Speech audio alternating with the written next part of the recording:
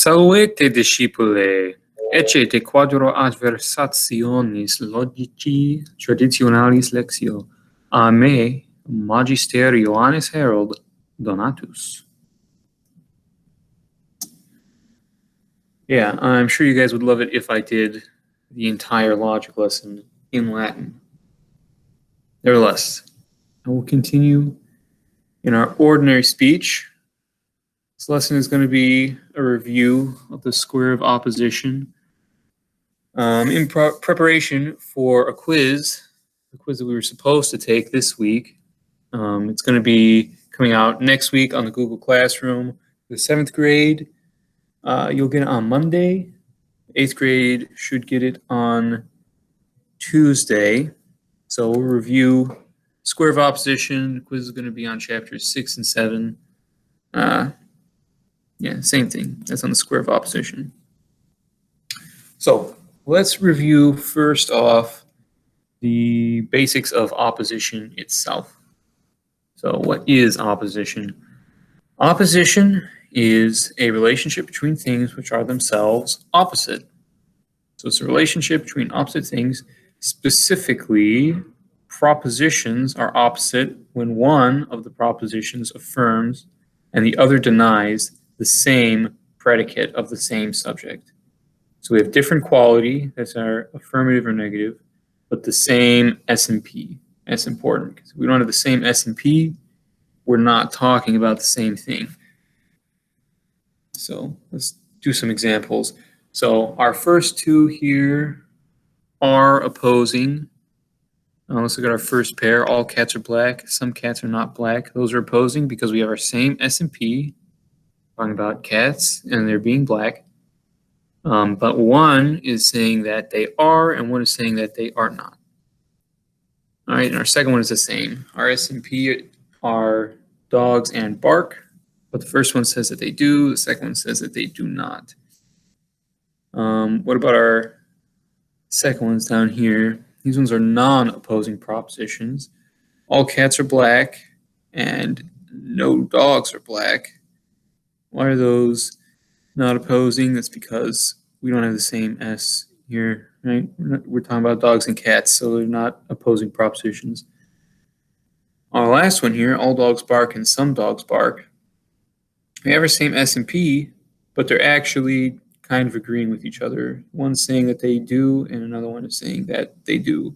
So those are not actually opposite, even though we're going to see, and we should already remember that pair is actually still on our square of opposition. All right, so let's review how to build our square of opposition from the ground up. So we have here our very nice medieval diagram of a square of opposition. So let's put ours right on top of it. So we're going to need our 4 logical propositions, and we're going to put between those are 4 relationships of opposition that we should remember.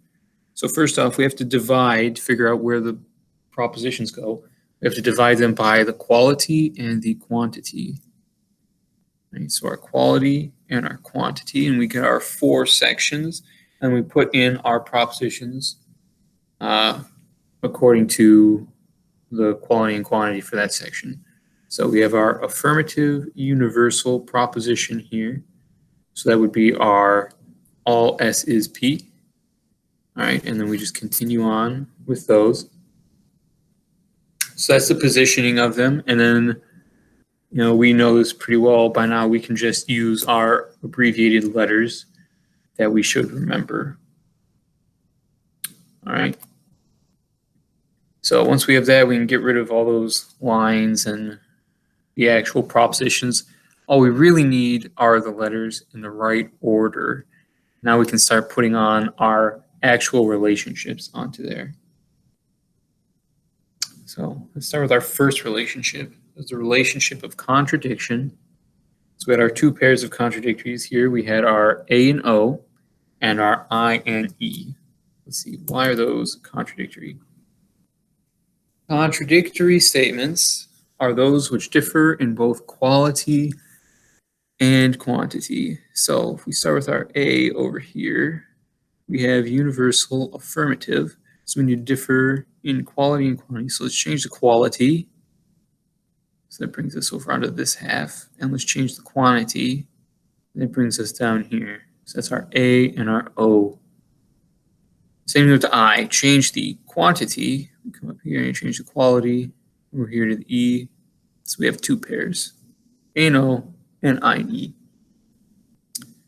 So really why our relationships are important is because of the laws that come along with them. So for each relationship, we also have a law.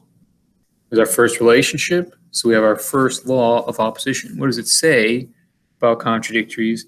Contradictories cannot at the same time be true and cannot at the same time be false. So they always have to be opposite one another. It's the easiest law of our four.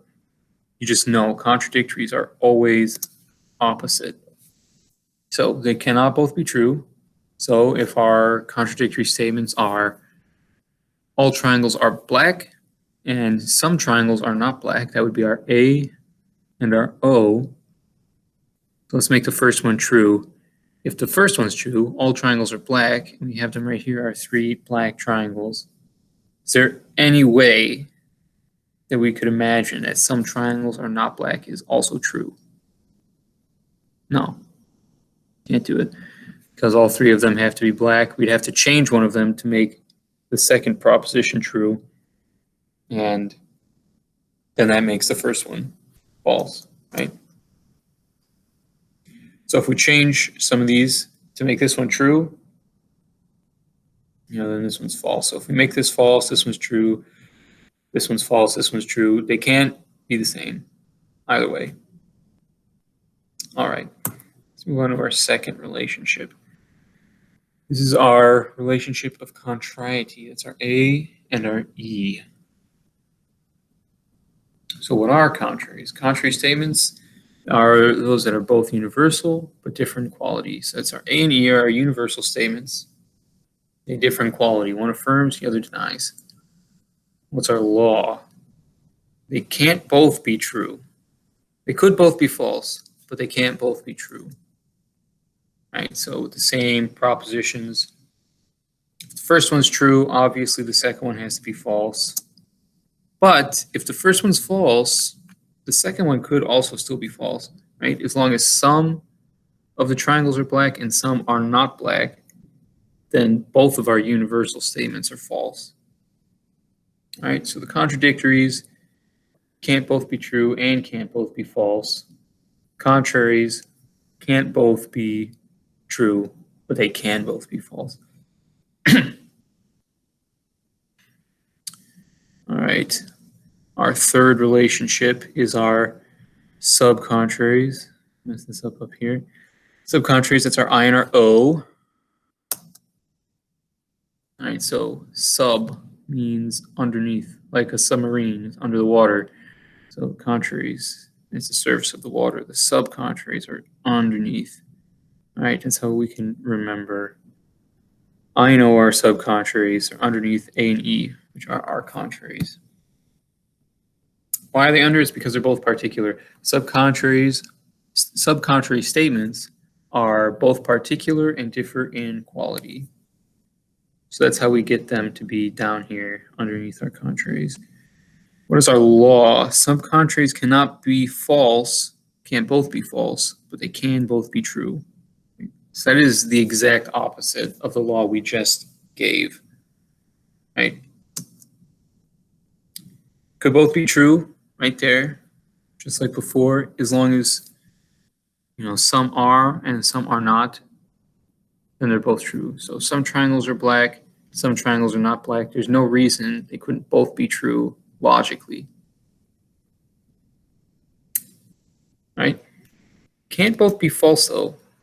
So we make the first one false. Now we have all of our triangles are not black.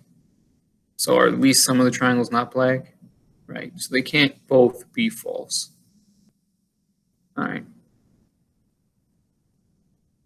And our last relationship was subalternation. We have two pairs of subalterns. We have A and I, and E and O. What are they? Alternate statements, subalternate statements that should be, have the same quality but differ in quantity.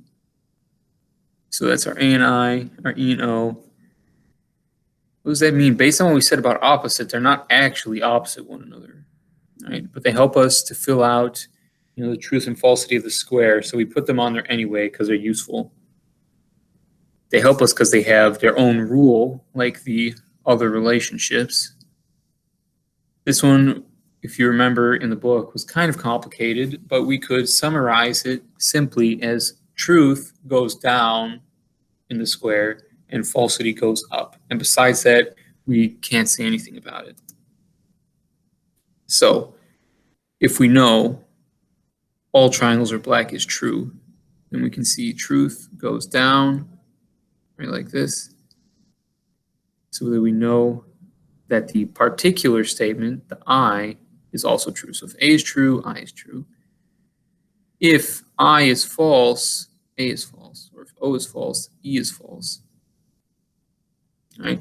But if A is false here, we don't know anything about I, because falsity does not go down, only truth. So remember this diagram.